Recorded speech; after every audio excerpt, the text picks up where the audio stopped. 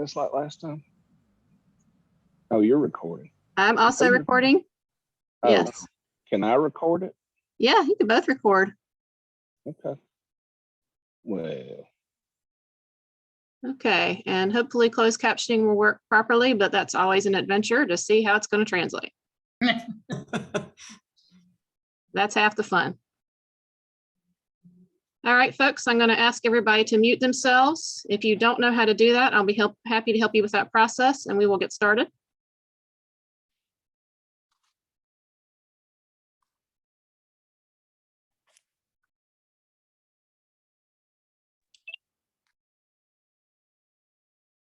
All right.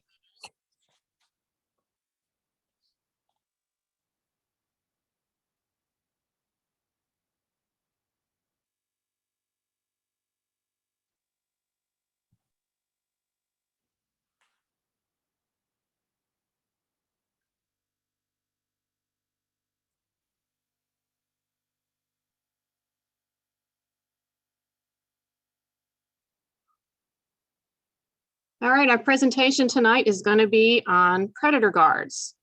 So we're going to kind of do an all about predator guards. What are they?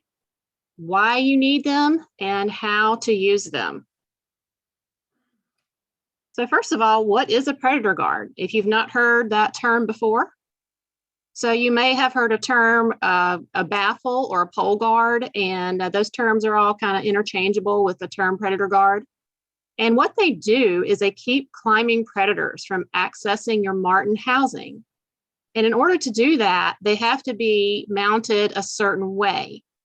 And they need to be mounted at the proper height. And we will talk about what that means during the presentation and how to do that. They should be slick on the outside with no gripping points. And we'll demonstrate a little later what that looks like. They can wobble. And this is actually probably better against raccoons in particular if they do wobble. And if they have a see-through top, this may actually be more effective. And we will discuss why that is as we go on.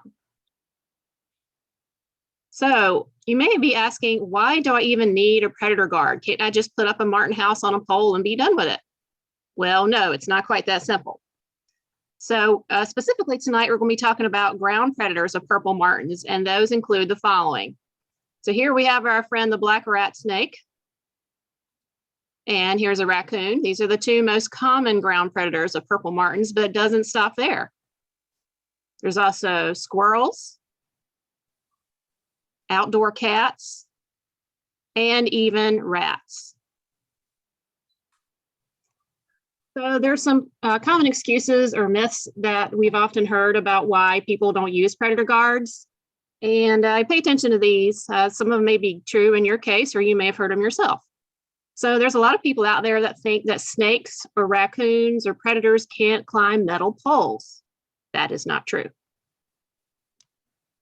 Some people may say, well, I haven't had a problem in so many years, so it's just not going to happen to me because I've had my colony up forever and I've been fine, so I don't need to do anything about it now. Not true. Some people may say building a guard is just too hard or it's just too much trouble. No whining. We will help you figure this out and make sure you have something that will be adequate. Some people may say I can't afford to buy a guard, so we can show you how you can build one if you don't want to buy one. Some people may say, I have a dog and that dog keeps the predators away. Well, that's not exactly true either. And we will talk about that more later. Some people also say, I've never seen a snake, a raccoon, or any other climbing predator here, so we just don't have any in my area.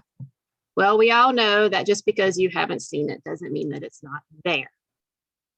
And along with all those lines, we also hear the one, well, we live in town and we have no predators here. Well, guess what? Snakes and raccoons and other predators live in town too. I've also heard some people say, well, we live too far north to have any predators, so I don't need a guard. Well, everywhere the purple marten goes, there are predators, ground predators that will attack them. So even people up north need a predator guard. Some people say, well, I keep the grass mowed, and since the grass is mowed, no snake is going to cross it, no raccoon is going to cross it. Unfortunately. Some people also say, my martin housing is on a pier or it's over water. So in that case, nothing is going to go on my pier or nothing is going to swim out to that water and go get it. And that unfortunately is not true. Some people use a product called Snake Away or sulfur, and they think that this will repel the snakes. Unfortunately, this is not the case either. Another one you sometimes hear, I pour gasoline around my poles and snakes hate the smell. So that's just environmentally not friendly and also not a good way to repel snakes. Some people also say, I didn't know anything would eat the martins. Well, now you do. I'm going to talk a little bit more about that. So some examples of predator guards that we'll be talking about tonight, either to buy or build, include some of these things on the screen here. So on the left, we have the Easy Off commercial guard. Courtney. Yes, you're talking about the black box on my screen? Yes. Yeah, that is from the closed captioning. Oh, okay. Well, I'm going to turn it off then. Yeah, I'm going to see if I can. I don't know if I can do it from screen share. I may have to stop sharing. I can't turn it off. You turn it on. All right, let me see if I can. Let's see. All right, I'm going to have to exit out to turn it off. I just didn't want to get too far with that. Yeah, all right, let's see. We'll try that again. Sorry about that, folks. Well, it's fine. I just didn't want you worked really hard on those slides and I didn't want it covered up. All right, we'll start again. All right.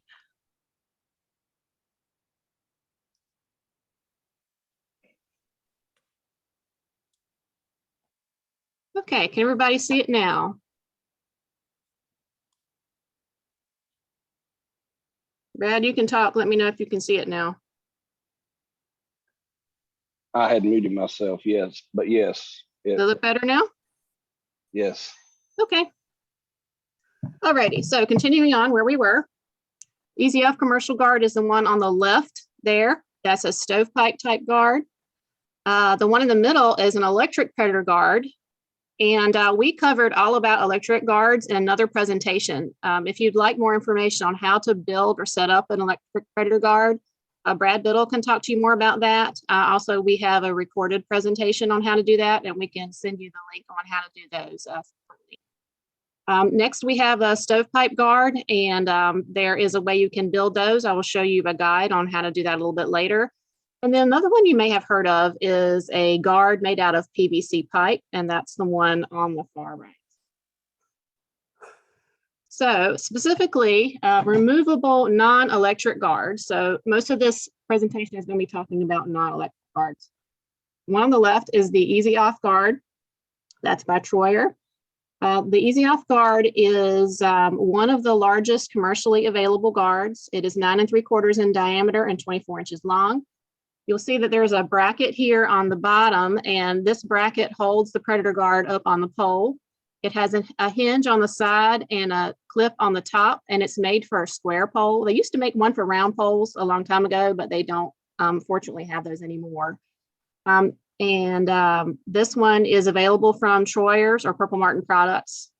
And then the one on the right is a DIY PVC guard. This particular picture is on Chuck's Purple Martin page, and you can reference that page to see how to build this particular guard. This one, I believe, is 4 feet long, and it's recommended that it be at least 8 inches in diameter with the PVC pipe. So you may be asking yourselves, can snakes or raccoons, et cetera, really climb that pole? Can they really do this? The answer is absolutely yes. And we will be talking about what that looks like and how these guys get around guards or defeat them in these next few slides. So here you can see on the left, this raccoon is very easily climbing this small metal pole here. And then on the right, you can see that this snake is climbing a winch cable. That's the cable that he's climbing up there. And then on the right, you can see a snake coming down a metal pole that had already gone up earlier to eat the young martins inside. So some more pictures. These are specifically about raccoons. Yes, raccoons can climb metal poles. Yes, they can get up there without a guard. So you can see on that top left picture, that raccoon has gone up that metal pole there. And then the bottom left, that's something that you never ever want to see with your martin housing, is a raccoon reaching in with their little raccoon type hands and trying to pull out nestlings or eggs. So in the middle, there's a picture there of an easy off guard that was a raccoon attempted to climb, and you can see the scratch marks on the outside of that guard showing how the raccoon tried to dig his claws in there. And it looks like he got, fairly high up on the guard before he failed in his climbing attempt and slipped back down there. They are pretty strong critters with pretty strong claws. And then on the right, you can see how he easily climbed that wooden bluebird box pole and reached in to raid that bluebird nest. So a little bit more about snakes. They really are amazing in how they can climb. And we could honestly do a whole presentation about snakes and their biology, how they climb, and to help people understand them more, because there's so much information and pictures out there of how they do this. They can climb vinyl siding. You can see that the snake on the left is doing that. I have personally witnessed a black rat snake twice try to climb the vinyl siding of my own house. They can climb poles, martin poles. You see that middle pole there? There's a snake going right up that middle pole with no guard. They can climb up the side of your house. If your wall has any kind of texture on it at all, you can see that bottom middle picture. There's a snake going up the wall right there. On the right, there's some people who think that if you put your martin housing on a really big pole like this utility pole here, that'll be safe, that no snake can wrap around it. Well, guess what? That snake can detect the texture on that pole. If there's any staples or nails or anything it can use to climb, it's going to go right on up that pole. And then on the bottom right, you can see that snake going up that cable there. This is one reason why we tell you please not to use guide wires or cables to hold up martin housing, because snakes can use them as a ladder and just go right up there. Here we have a video. I'm gonna see if I can get this to play for you, of a snake on a pole.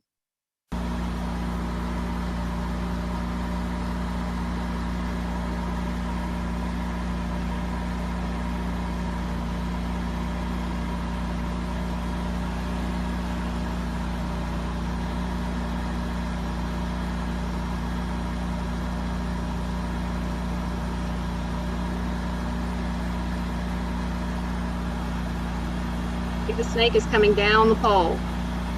But guess what? It's already been up the pole. This is a metal pole that had a heap house on it with no predator guard. Something else you may notice, and I like to ask my kids these questions when I'm doing my environmental education talks. I would ask them, what do you notice about this picture? What's kind of odd about it? Well, it's at night. It's quite common for snakes to attack at night. They can attack and you'll never know that they were there. I have another thing I noticed on that one, Courtney. The snake is not wrapped around the post, is it? Not that I can tell, no. It looks like it's only on one side that it's coming down. So I think that's pretty weird too, for such a small pole, that it's not wrapped around it. Right. Another thing too, I've heard people say, well, my poles don't have cables on them, so a snake can't, they're using a cable to climb a pole. Well, that definitely disproves that. All right, so thanks for those comments, guys, and we'll have plenty of time for additional comments and questions after our slides are over, so everybody will get a chance to ask questions. Okay, so what does not work as guard substitutes? Greasing the pole. There's a lot of folks out there who think they can just put some grease on their martin pole and that'll prevent a snake or a raccoon from climbing. No, it will not. If you're lucky, it'll work one night. After that, it'll get dirt in it, it'll dry up, it'll get tacky and sticky, and it's just not going to work. So don't go that route. Carpet tacks does not work. Snakes can actually climb up carpet tacks. Snake away, we went over this a little bit earlier. This does not do anything to repel snakes. Sulfur, same idea there. Marketed to repel snakes, does not work.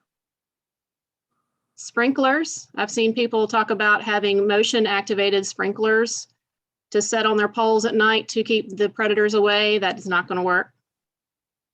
Dogs and cats, your dog will sleep sometimes, your cats will sleep sometimes. They could be attacked by other animals too. They are not good guard substitutes. Slinkies. Now, well, we may have all seen these entertaining slinky videos of squirrels on poles, squirrels trying to get to your bird feeder. They will not keep a snake off your pole, or a raccoon. Now, along those lines, talking about the squirrels, there are baffles or guards on the market that are marketed towards people that have bird feeders for squirrels. These smaller baffles will not work against raccoons or snakes. They are simply too small. And wishful thinking, yes, it can happen to you. So it's best to be prepared to make sure that it doesn't. So please don't let this happen to you. So you see the top left picture, this snake has gotten in this house and it's consuming the occupants. And on the bottom left, we've got an eastern rat snake in a super gourd, and it already eaten the occupants and was found during a regular nest check. Now you will see that a lot of these topics with martins overlap, and one of them is doing regular nest checks. Imagine if this landlord had not been doing regular nest checks and had just left that pole up all season. That would not have been good. In this case, it was able to find the snake, and it only consumed the occupants of one gourd. And then on the right, this is a terrifying thing for any landlord to see, a snake with a martin dangling from its mouth that it's just caught. So how do you know when you've had a snake or a raccoon attack? So first we'll go through the snake and then we'll go through the raccoon. So for a snake, these are some of the common things that you'll see. If the snake is currently in the housing, you may notice the martins fluttering or hovering in front of the entrance, and it seems like they don't want to go inside. You may notice that the eggs or the nestlings disappear. If the young have disappeared before the age of 26 days, they are considered to not have fledged successfully. And in this case, if the eggs or young disappear, the nesting material often appears to be intact, like it has not been disturbed. You may find a shed snakeskin inside a gourd. And in this case, I'm not talking about a little tiny piece of snakeskin. I'm talking about a long snakeskin.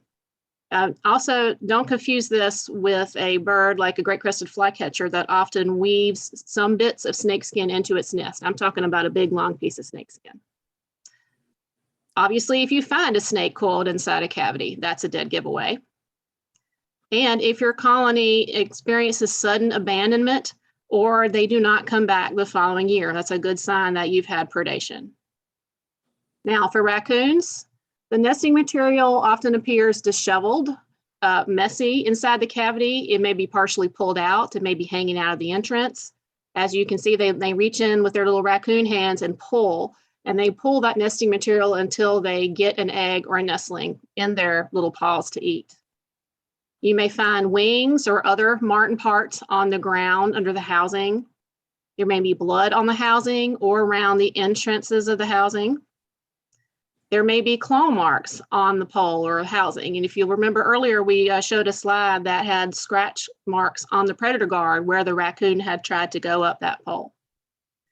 You may see muddy paw prints on the predator guard or on the pole itself. You may find that if you have a martin house, like the trio house, for example, that the doors might be popped open where the raccoon pulled on them. And again, you may experience sudden abandonment of the colony or lack of returns the following year. Now you may ask them next, how can you make a predator guard or how can you build a predator guard? So here's two examples here, and for detailed information on how to build these two, the NCPMS page has links for the full plans for both of these. So the one on the left is the stovepipe guard.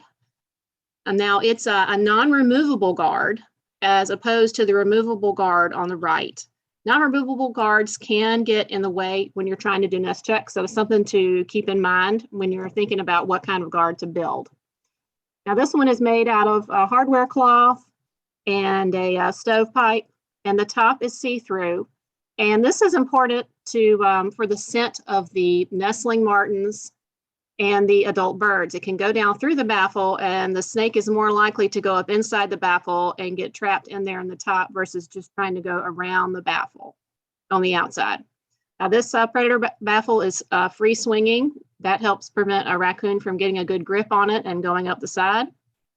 The one on the right is the removable, as I mentioned earlier, and it's just one piece, 4.5 feet long, 8-inch thin wall PVC sewer pipe, and it has some hinge points on the side.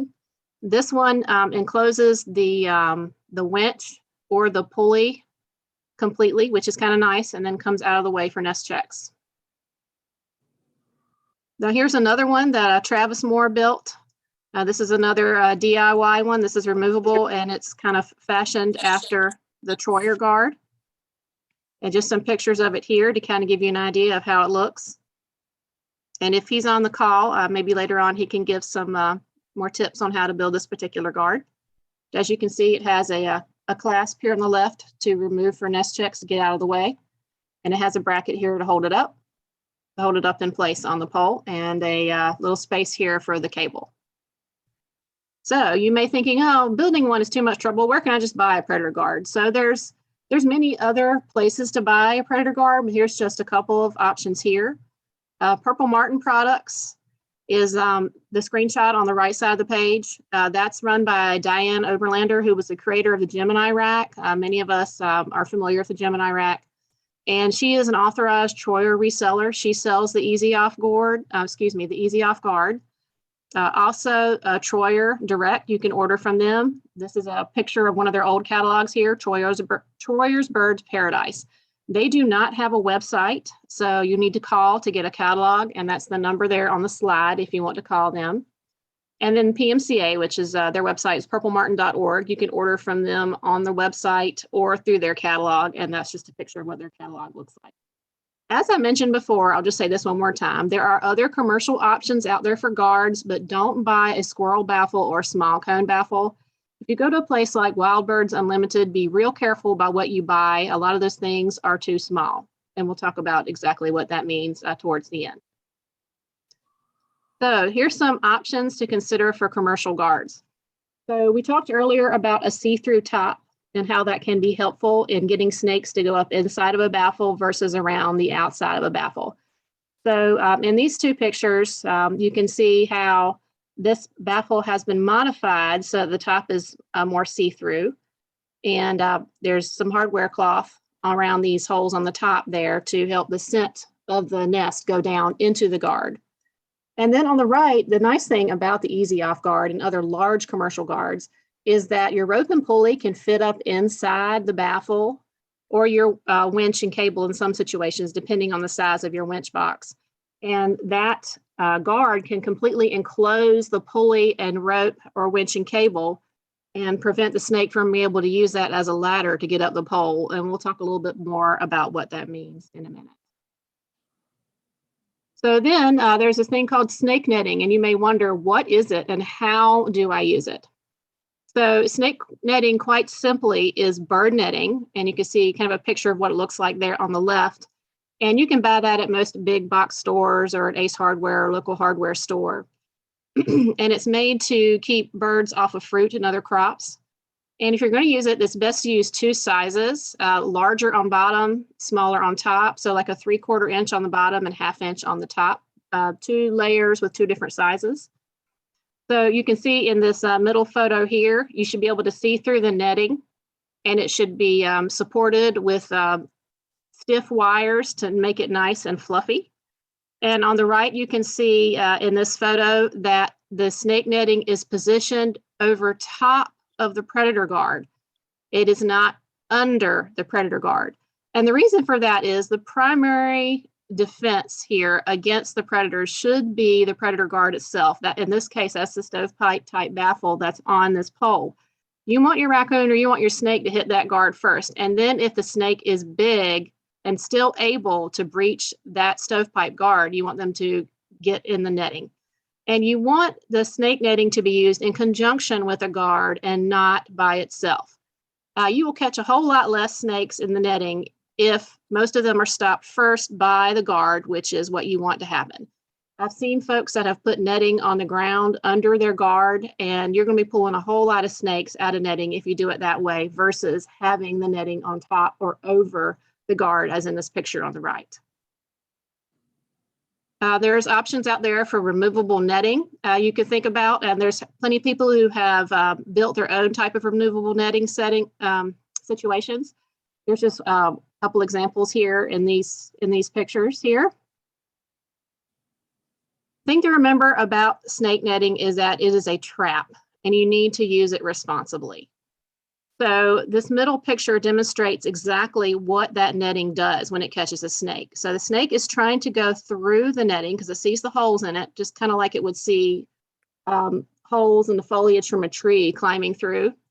And it gets caught in those holes in the netting, and it grabs their body, and they can't go forward or backward, and they are stuck. And what that kind of looks like is both the pictures on the left and the right, and that snake is stuck in that netting. So if you are going to use snake netting, you need to check it daily. You need to be responsible with it. And we would ideally like that if you could cut that snake out and release it alive. They are an important part of the ecosystem. And the goal here is not to kill the snake. The goal is just to stop the snake from climbing the pole. It is not to kill the snake. We do not advocate killing snakes. They are an important part of the ecosystem, as I mentioned earlier. Also, if you are running a public site, or if you have a site at a park or other place that's highly visible and you decide to use snake netting, it's very important to check it daily, at least once a day, and remove snakes that are caught. The last thing that we want is a public image problem with the public seeing a dead snake dangling from netting and Martin housing and wonder what is going on. There's already been some public outcry on some other forums about snakes that have been caught in netting. And there have been some people that have tried to advocate to have this stuff removed from the market. So it's super important if your housing is in a public place to make sure that you use netting responsibly if you decide to use it. So now we're going to talk about some issues with some setups and how these snakes may have been able to bypass these predator guards. So on the top left, you will see that this person caught a snake in netting, and you will see where the yellow arrow is pointing. So you may have heard me mention earlier that it's super important not to have anything under a baffle that a snake can use as a ladder to bypass the baffle. So the top of your baffle or predator guard should be at least 4 feet off the ground. That is at least. It can be higher. But the important thing is, if there is anything under that guard, then this new area under the guard becomes line 0. And then you need it to measure from this winch up another 4 feet for proper placement of a guard to deter the most amount of snakes. In this case, since this winch is less than 4 feet from the top of this baffle, it is quite easy for a snake to bypass this baffle and end up in the netting. Unfortunately, in this case, the netting did stop the snake. But it's no surprise in a situation like this if a person catches multiple snakes because of the things below the baffle. So similar situation for this picture here at the bottom. We have hardware under the baffle that is helping the snake climb. And this, again, is going to be like ground 0 that the snake is going to use. And you can see how close the bottom of the baffle is to this hardware right under the baffle. If you have a lot of hardware on your pole like this, then it's best to move your baffle up higher if you can. And it helps if it's a removable baffle, because then you can just get up there and move it for nest pecks. So on the top right, you'll see where this X is. This baffle is too low. You can see it's much closer than 4 feet off the ground. So the snake is pushing off with his tail. They are extremely strong with their muscles on their belly and their tail. And he's just using his muscles right here to push him up the side here. And he was able to get up very easily. So you see how this guard is less than 4 feet off the ground. Another thing you're going to notice is see the dog in the background. The snake is clearly undeterred by the dog. And the dog is not doing anything about the snake. So again, it is best to be prepared and not rely simply on a dog or a cat or whatever animal you may have to defend your pole against the snake.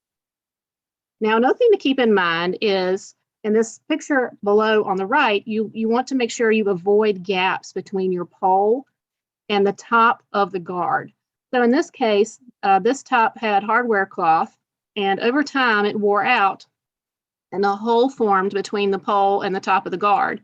And this little gap here was just enough to allow a snake to push through the top of the guard. Some other situations here to consider. So in this top left photo, this rat snake is using the hinges on this guard to push off and to push up the pole. Another problem you'll see with this picture here is there is hardware, again, right under the baffle.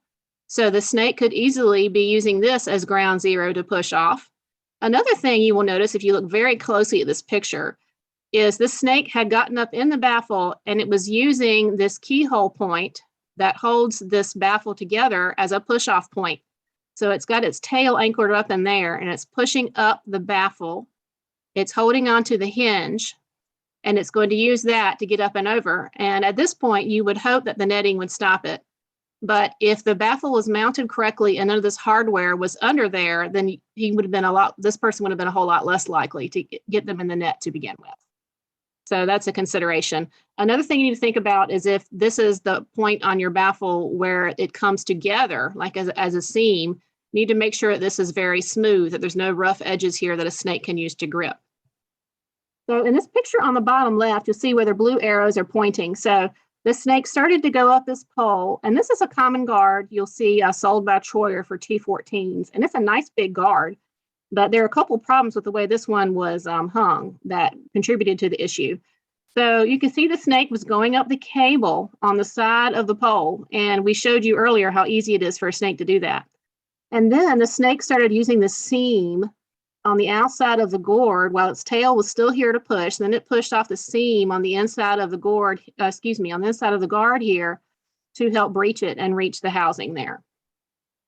In this picture on the right, you'll see this is a stovepipe baffle that is from the Kingston stovepipe baffle plan that I mentioned earlier. The problem with this one is this guard is pretty much upside down. You see that there is a seam here. And this snake is easily climbing this metal pole. Again, I mentioned that. You see he's pushing off with his tail. He's still using his tail to push. And right here, he's hitting this seam. And he could easily push off this seam to continue going up the side of that baffle. It would have been better if this baffle had been flipped around. So this seam was up here and the smooth part of the baffle was down lower. So general guidelines to consider for predator guards and netting. I said this earlier, but I'm just going to say this again in case it wasn't clear. So make sure the top of the predator guard is at least 4 feet off the ground. And again, this distance will reset if anything is under the guard on the pole, be it a winch box, be it support bars, be it rope and pulley, anything that might be under that guard. Another thing that can help is to wax the outside of your predator guard to make sure it is nice and smooth. Before you wax it, make sure you clean it first, and then you can apply the wax to it. As I mentioned earlier, you can put netting over the top of the guard, again, not underneath. Again, you want to put it on top of the guard to catch less snakes. If you put the netting under the guard, all the snakes are going to do is hit the netting first, and you're going to be removing every single snake that hits that netting, as opposed to the ones that were able to somehow breach the guard and then end up in the netting. Make sure there are no rough spots or other edges a snake can use as a ladder point on the guard. So your guard needs to be nice and smooth. It needs to have no rough edges, no rough spots. It's good to check them every year if they're weathering outside and make sure there's no gouges, no bends. If a lawnmower may have hit it, anything of that sort that they could use to breach it. If you're going to use netting, use 2 sizes of netting, 3/4 inch and 1/2 inch is a good combination to use. Again, something to think about, netting will not stop a raccoon. Use it in conjunction with a predator guard. There are some pictures floating around on the Facebook pages out there of some large colonies that have nothing on them but netting. This is not going to stop a raccoon. So you need to protect from both climbing predators. If you use netting, it must be checked daily and it must be kept fluffy. If it becomes flat, if it ends up sitting flat on the pole or flat against a predator guard, the snake is going to be able to easily go around it. And make sure there are no gaps between the pole and the netting. This also goes for the pole and the predator guard. You don't want a snake to be able to go between the gaps. Use the widest and longest guard possible. So that's at least 8 inches wide for the guard and at least 24 inches long, and bigger is better. If you can get one that's wider than 8 inches or build one that's wider than 8 inches, that's awesome. Or one that's longer than 24 inches long. That is also very helpful.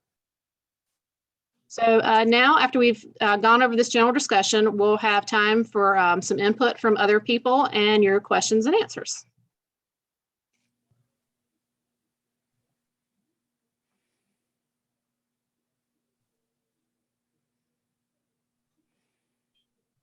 Nice job, Courtney. You covered my Thank you. question I was going to give you, which is how wide should a predator baffle be? And you covered that in 8 inches. Very good. All right. Anybody have any questions or any additional input that they may have, their experiences with certain baffles or anything they want to add? I don't know what it's like in y'all's areas, but in this area, North Alabama, that is the most common mistake. Not having a predator guard is the most common mistake I see.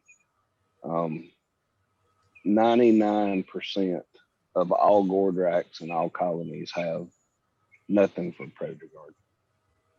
It's very frustrating. And you know, 6-foot rat snakes are not uncommon here. 5 foot or larger is the average size of the adults. They can wipe out a purple martin colony in short order. Not to mention all the raccoons that we have, but I don't know. I feel like I'm beating my head up against the wall trying to get people to put predator guards on. Is there anybody on this Zoom call that doesn't use a predator guard? So I had a predator guard, but I think my problem was that I had it was too low. It was too close. The bottom of it was too close, probably to the winch. So this is a new purple martin colony that just started this year. I had one nest with 2 eggs in it and one nest with 5 babies and an unhatched egg. And nest check one day and there's nothing. So except for the unhatched egg. And this is what I was talking with Kathy Lane and I said, could the snake know that that's a nasty egg and they would just leave it?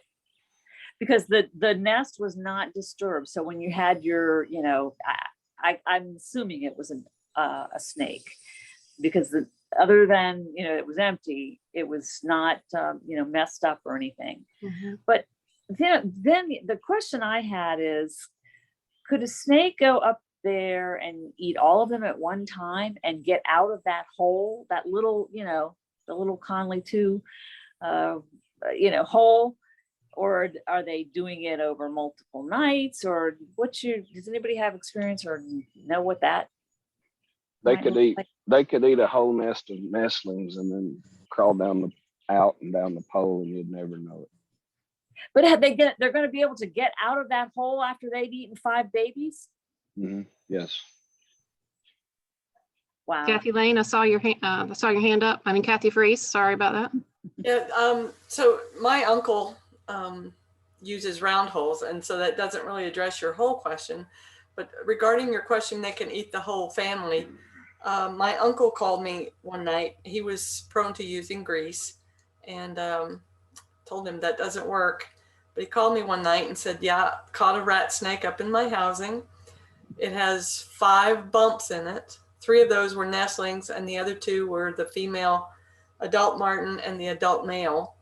And said, do you want to come see me cut him out? And I said, no, thank you. Please don't. Just let him go.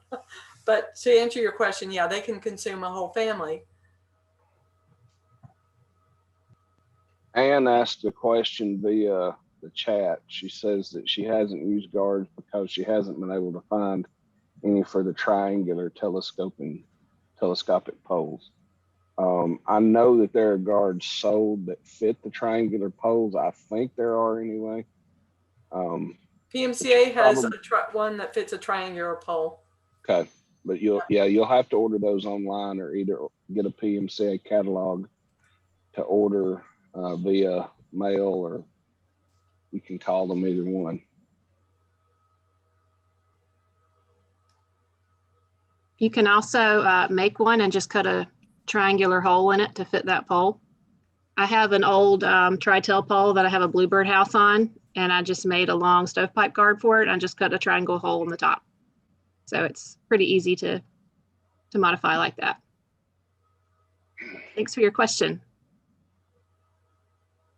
And Ann, if you have problems finding that, contact Courtney, me, Kathy, somebody, and we will help you. I will still say this, and I've told this story. Some of you've heard it, some of you haven't, but I've been using, this is my 19th year as a landlord, and I've been using electric guards for 18 years. I've never had it breached until it was either 2 or 3 seasons ago. I watched my Martins every afternoon, and I had done a nest check the previous Saturday, and there were 3 gourds on the same arm on the gourd rack that all had nests, all had eggs. The previous Saturday, this was on a Monday afternoon, and I was watching, and there were no Martins going to those gourds on that particular arm. So I went and lowered the rack and opened it, and there were no eggs in any of the 3 gourds on the arm of that gourd rack. So I immediately reached down and touched my guard, and it should have sent a shock through me that would have made me cry, but it didn't. It was off. So I live on the farm that my family and I live on the farm that I grew up on. My parents are our next door neighbors. So I called my dad and I said, "Why is the electric fence off?" And he said, "It's not." "Yes, it is." "No, it's not." "Yes, it is. It's off behind my house." And he said, "Oh, I forgot to tell you. I heard it popping the other day, so I unhooked the leg that goes behind your house." So I know it was a snake that got him because it left about a foot-long piece of snake skin in all 3 gourds. And as Courtney said earlier, that is not normal for a purple martin nest. If you see a snake skin in the nest, that means a snake's been in the nest. But to tell you how effective electric predator guards are, I hooked it back up that afternoon, and the snake never crawled back up the pole. An electric guard is not a physical barrier. It causes involuntary muscle contractions in whatever touches it. So if a snake is climbing your pole and it touches an electric fence, it can, even though it wants to cross it, it can't because it constricts its muscles. Same with a raccoon, same with a rat, same with everything. But now I do have a light that hangs on the fence that if the fence goes off, the light blinks, a red blink. If any of your farm folks and you have an electric fence, use that as your guard. Nothing is going to get past it. You need to get a video of a snake or a raccoon touching your poles. If you'll catch me a snake and mail it to me, I will do that. No. I had thought about catching a big rat snake, but I'd have to build some kind of containment system and putting like eggs on a pole in the middle of it and just putting a video camera on it and seeing what it would do. The only video I've ever seen of a snake touching a electric predator guard is Malcolm Stevens caught one time in some of those pinchers that you pick up trash with, and he touched it to the electric guard, and it jerked its head back after he touched it. But that's the only thing I've ever seen. Okay, so we have a comment from Mick. Comment. Okay, go ahead. Mick states that he hasn't seen a single snake in his yard until last week. Had a rat snake breach his guard on the tri-tail pole and get caught in the netting. Mick, was it the predator guard that is sold by the manufacturer of the S&K predator guard? Do you know? You're on mute.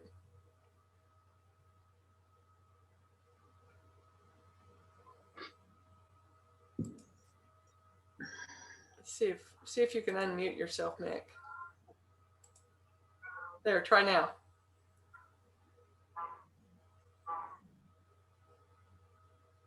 Nope, can't hear you. Yeah, go ahead and.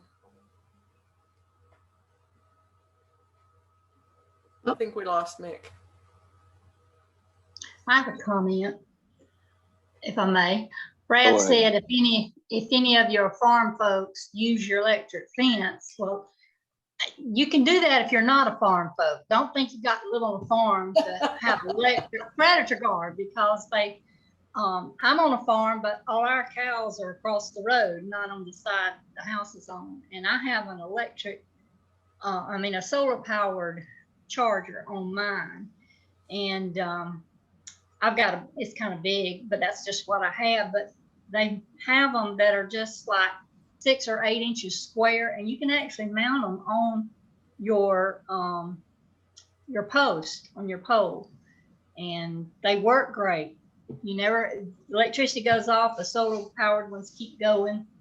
And I don't know if the snake has tried to breach mine or not, but it seems to work really good. You don't have to be on the farm to use it. That is a good point, Debbie, and I've actually considered installing a solar charger, because the power does go out, and if power's out, my electric guard's off. And Lord knows if you've got like me 7 gourd racks with 150 something plastic gourds on them, I mean, I've got enough investment. What's another couple $100 on the solar fence charger? Mick, were you able to get your mic to work? I don't think he can. Okay, so we have a comment from Karen Daughtery. Courtney, I'm sorry, did you want to read the comments, or you want me to read them to you? I did want to make a small comment about what Mick said, and then I'll be happy to go over Karen's if you'd like. Go ahead. Mick, I don't know if you're using the S&K guard on yours or not. And in case people aren't sure what we're talking about, S&K Manufacturing for a while, which is the company that sells those plastic tractor supply houses, they're fairly wide guards. I think they're 10 or 11 inches wide, but they're really short. Yeah. They're generally black and plastic. That's what they look like, that are sold on the website.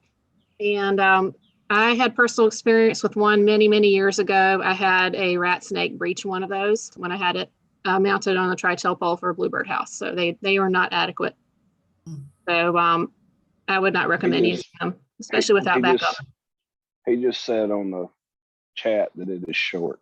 So probably which one it is. So Mick, if you're going to continue with the tri-tail pole, you might want to check out the purplemartin.org website. They have a predator guard you can get for the triangular pole, or you can build one yourself, of course. So thank you for adding that, Kathy. So Karen says, we have a small rat snake. We had a small rat snake breach the gourd and the netting. It was too puffy / tight. We found a nest with no eggs. Next with a strangled ASY, no eggs. So we found the snake in the next. First of all, I'm really sorry that happened to you, but just on a very basic level, I do want to commend you for doing nest checks. Just imagine what might have happened if you hadn't have done that nest check and found the snake when you did. We learned that the very hard way, Courtney. In our first year as landlords, we had a snake who was coming at night, taking one, and we finally put up we had a predator baffle. We put up snake netting, and we caught a 6.5 foot black snake.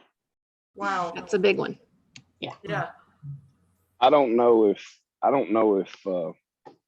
Courtney wants to go back and find the slide, but for those of you who are not on the Purple Martin Fanatics group, you might have only seen the predator guard in this presentation that Tiffany Anderson uses. Her husband came up with the idea.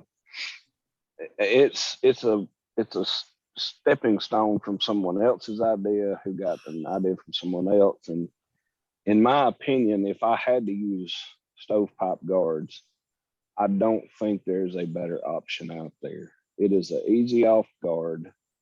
And Tiffany's husband bought some 3 foot long, 5/16 diameter all thread, cut it in half to make 18-inch long arms.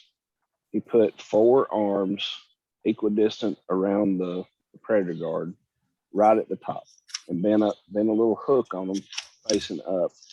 And the snake netting is attached to that stovepipe guard, and it comes off when you do a nest check. And it's a 36-inch, yeah, there it is right there. It's a 36-inch diameter circle of snake netting. And the video that Courtney showed, to give you a little backstory of how bad snakes are for Tiffany, the video that Courtney showed of the snake climbing down the pole, I'm throwing year numbers out. That was in 2018. So Tiffany had 1 pair of martins in her Heath house. It climbed the pole. She didn't know about predator guards. It climbed the pole, ate her martins, climbed down the pole. So everybody on this chat knows that pair did not return the next year. So the next year she attracted 1 pair of martins. She had gotten online, found out about predator guards. She put a stovepipe baffle and snake netting on her rack, or on that same Heath house. That year she caught another snake as it was climbing down the pole after it had eaten all the nestlings in her house that year too. And this is the 2nd year she has used her current setup, and she has not removed a snake from her guard or her snake netting yet. But I think it's fairly safe to assume that with two snakes in 2 years that were successful, that her guard has been challenged. Now she does use a bungee cord around the pole to make sure the net has no gaps in it where the snake can climb between the pole and the net. But if you're redoing your guards or have questions about your guards, I can't think of a better solution. If you're not going electric, I can't think of a better application. I might Kathy, have those Courtney, your pictures. thoughts? I might do you have think? some more of those. I can find them. Go ahead, keep talking. I think Tiffany created a video for that to show how it was made, right, Brad? Yes. Yeah. Okay. She did not send me that one, but No, she didn't. I Yeah. should have got her too. that's all right. I had a couple of comments if you're open to that while you're looking for that picture. Could I just Yeah. mention a couple of caveats? Lay them on us, Kathy. Okay. A couple of things is one of the slides that I had sent Courtney is that Andy Troyer guard is fastened together with screws. It's like sheet metal that comes together up the side, and it's got screws going on. And that snake was using those screws just like a step ladder to go up the side of that. So that's why we saw the snake going up and over and up and over. He's using those screw heads. So there are guards sold from reputable marten supply companies that have screws going up the side, but it's just better either to use rivets. They don't protrude quite as much as a screw head. And you can actually take clear package sealing tape and run it over top of a screw head to sort of even out the surface to make it a little bit not quite as much of a protrusion all in one spot that the snake could push up off of. And I just want to warn everybody that Easy Off, as good a guard as it is, it's not stopping large snakes. I have had multiple bypasses, breaches of that guard at my colony, and have lost some birds. And then the other breaches, they got caught in the netting trap. But I had one snake that got, I didn't have my netting trap made quite right. I used flexible wire, like clothesline wire, and found out that was a bad idea. The snake just sort of pushed the whole side of the netting up towards the pole and went around it and got caught in the netting on his way down. And I had those characteristic bulges, and the snake, I had been gone that day and he died in the sun, and I was determined to find out whether that was really my birds in there, and it was. So when I cut him open, so that was a really sad day. But just don't count on that guard alone. Be sure to use netting above that guard, the easy off.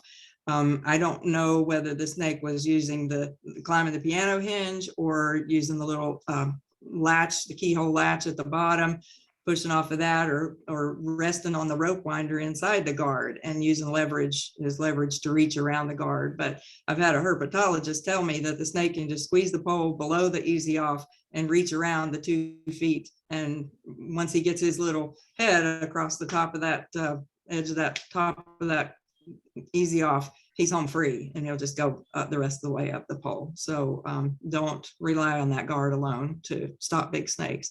And I would recommend not having netting draping down around the sides of the easy off baffle, because since Courtney mentioned that raccoons can climb that, and any animals with feet can just go up netting like a soldier climbs cargo netting up the side of a ship. It's not going to stop them. And so you're kind of defeating the purpose of the 2 feet of easy off if you have netting hanging part way down the sides of your baffle that allows a raccoon to reach up and grab that netting and then pull himself around the easy off. So just wanted to share those things. Kathy, where are you located? Scottsburg, Virginia, almost down to North Carolina. Okay.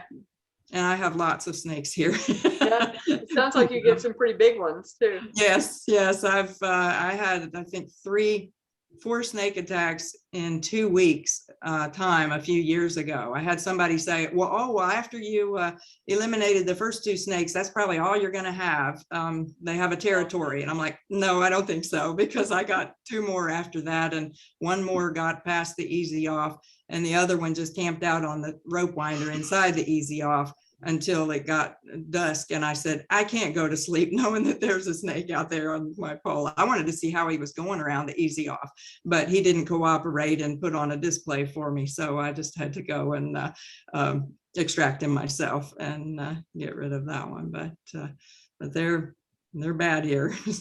Right. Some of y'all folks like playing with snakes. It sounds like I don't have to get them out of the electric guard. I think Kathy should send some of them to you, Brad, to test on your electric guard, and we'll send some to Kelly, because Kelly says he needs some more snakes everywhere he is.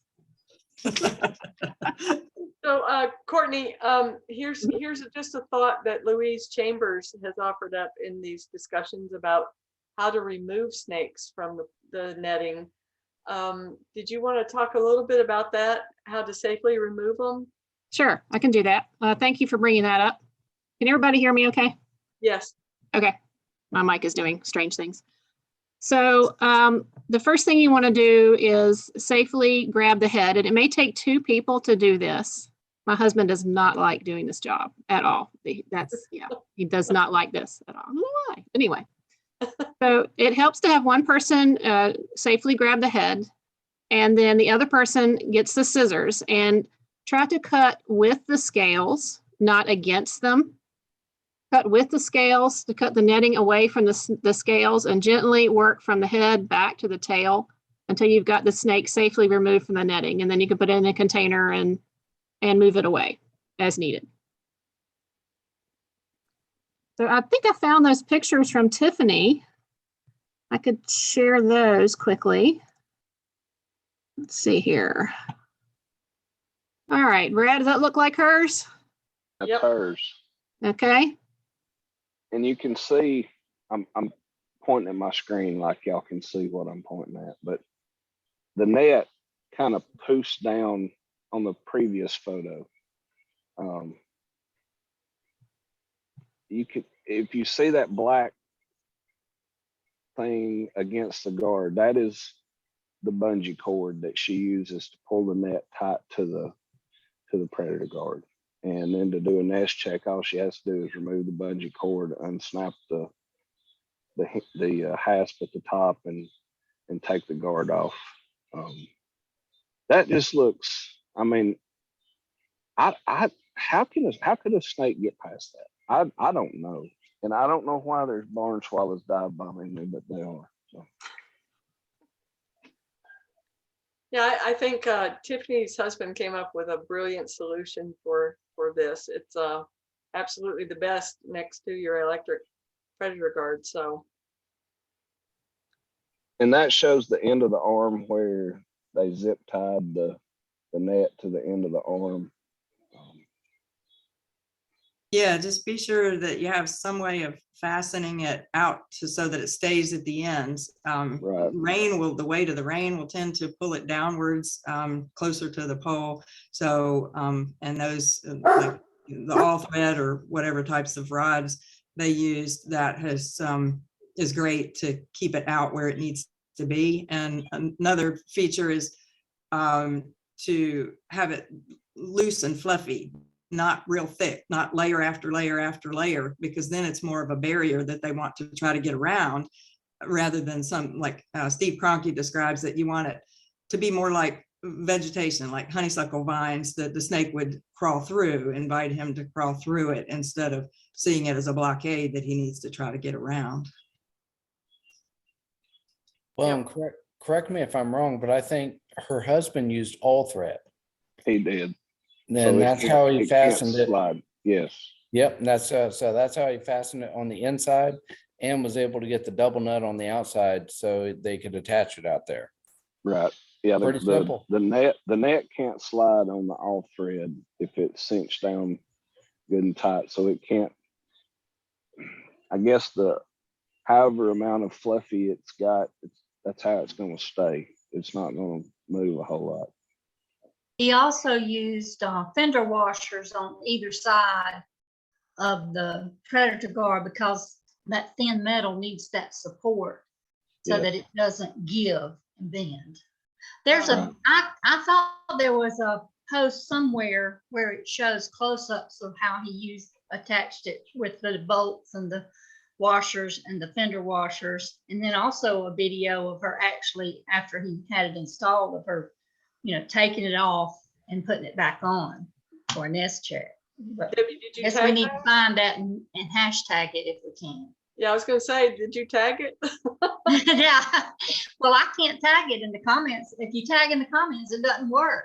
Oh, okay. So she either has to edit it or admin can go and. But if I can find it, I'll post the link where some of y'all can do it. And sorry, just real quick. So if there's any NCPMS folks here that aren't familiar with the post we're referring to and want more pictures of her netting and predator guard, let me know and I can get those to you. Okay. If you do decide to relocate a snake, some people that claim that in some states that's illegal, but versus killing, some people say it's illegal to kill them, but I kind of think I know which one the snake would prefer, probably just a different home. But either way, I would recommend at least 3 to 4 miles away, not just down to the end of your street, because they can easily come right back. So I would recommend getting them at least several. I mail mine to Licking, Missouri. Hey. All are welcome. Kathy Freeze is going to have to put a predator guard on her jumper box. Yeah, in my garage. So yeah, I had a bucket full of 5 jumpers in my garage, and actually there were 6. And I went out in the morning. I had conference calls in the morning, so I went out to feed them. And my husband had opened the garage door earlier that morning to let in fresh air, right? I mean, they need fresh air too. And man, I went out there and there was a snake, a big rat snake, 1 foot from the bucket. I mean, if I would have waited another 15 minutes, he would have had him. But yeah, that was pretty funny. You don't have no teeth. He won't bite you, honey. They do. I've been bitten by a gray rat snake. So yeah. And they stink too. They emit a musk of some sort, and it stinks pretty bad. And the black rat snakes actually rattle their tail when they feel threatened, and I didn't know that, but I learned that day. Do they hurt? Do they hurt? I Yeah, didn't touch it. I don't know. we used some long broom poles to get him out. we don't have them up here. Black rat snakes.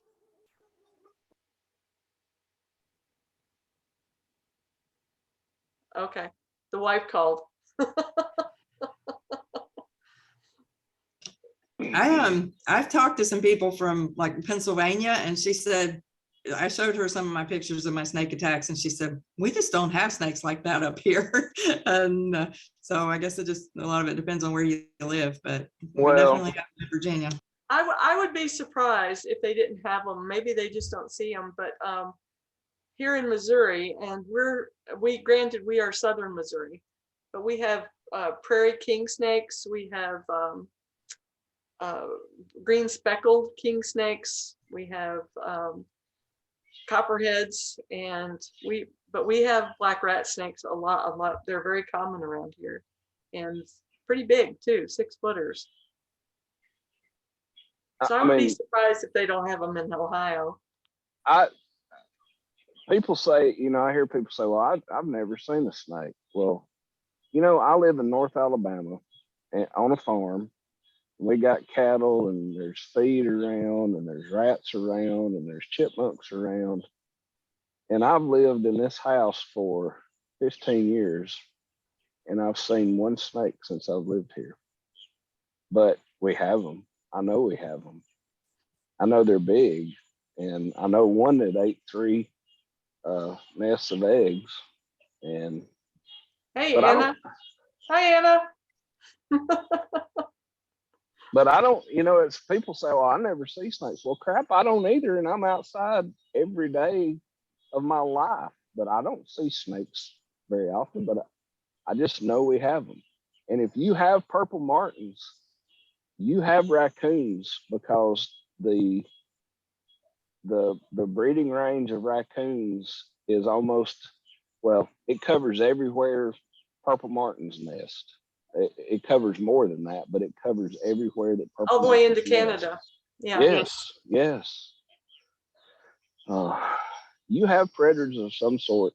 I don't care. Up north, you may not have 6 foot long rat snakes, but I bet you got mink, and minks or weasels, they'll climb poles. So Courtney, speaking of minks and weasels, remember the story on the PMCA forum, a guy had something eating his martins, but he couldn't tell what it was. And after a few days, he identified it was a large rat crawling up his cable. A rat, a very large rat.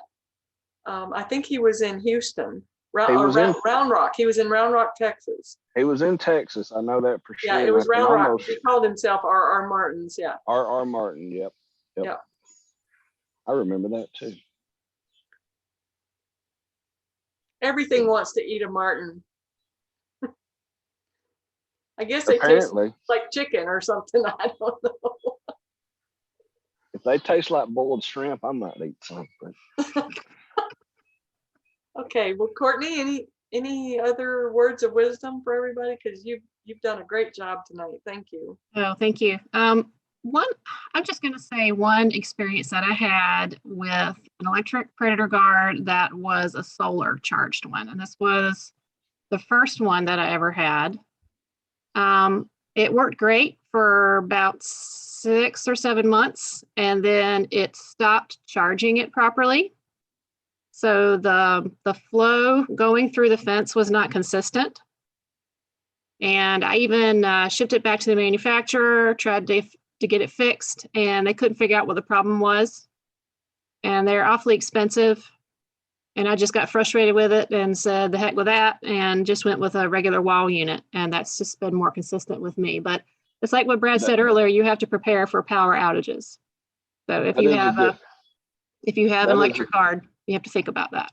That's a good point, and I'll mention something else since you mentioned that. And I have no idea which unit you had, but you do not want, they make electric fences for dogs. And the company that sells those electric fence chargers markets them under the name of FI Shock, like Fido Shock. That's not what you want on your gourd rack. You want a low impedance cattle electric fence charger. And I could tell you what low impedance means, but I can't remember. But it has something to do with its ability to shock through weeds. If you've ever been around an electric fence, you've heard of, well, my fence got grounded out. That low impedance helps to prevent that. If a weed leans over and touches it, or a tree limb falls on it, that your fence still works. And that's not as powerful as it was without that direct short to ground, but it still works. So if you're going to buy a charger to use for predator guard, buy one rated for cattle. Mhm. And the AC units are not that expensive. You probably could buy an AC power unit for an electric fence as cheap, or for no more money than a easy off predator guard. It may even be cheaper than that. But Zareba, Zareba, it's either Zareba or Zarebra. They make a good charger. Cyclops makes a good charger. There are several good ones, but the ones you want to stay away from are the ones rated for pets. They are just not strong enough to do what you want it to do. And Right. a very important point too is what you brought up about the trouble light, because Yes. if it does malfunction, that trouble light, I have it where if I walk up to my kitchen sink and look out that window, I can see the trouble light. So That's I know exactly it's malfunction. how mine's mounted too, because the last thing I do before I go to bed every night is walk in the kitchen, get me a drink of water, and it's right outside the window, and there's no way I can miss it unless I'm, unconscious. But those lights do go bad. I had a light hanging on the fence when the fence got unhooked, but the battery was dead. And after putting a new battery in it, it didn't work anyway. So I had to buy a new one. That's why you do So pre-season. You got to check them, and they're very simple to check. You don't have to unplug your fence. You just go take the light off the fence. If it starts blinking, it's working. Put it back on the fence. If it stops blinking, it's definitely working. So I just well, this is my first year with a predator guard, but I just like with my lawnmower at the beginning of the season, I change the oil and check everything out. With that, I'll put a new battery in it. Just make sure everything's in top-notch order. buy Karen Party, except with a D like Darty. She's got to go check her Martins. She says in that thing. Well, any other questions before we wrap this up? Questions or comments? Anna, did you ground Travis or something? I mean, he was there. He gives us this thing right here. He leaves. You show back up. We're gonna read about this. We're gonna hear about this on like NBC Nightly News or something. His sister came over. Oh. She brought some zucchini. So we're gonna make some zucchini bread, but yeah, he didn't want to be rude. All right then. All right, is that it? Yep. I think so. All right, folks. Happy All right. Martining. Thank you. very enjoyed much. it. Appreciate it. Bye. Bye. Thank you, everybody. Have a good night. Bye.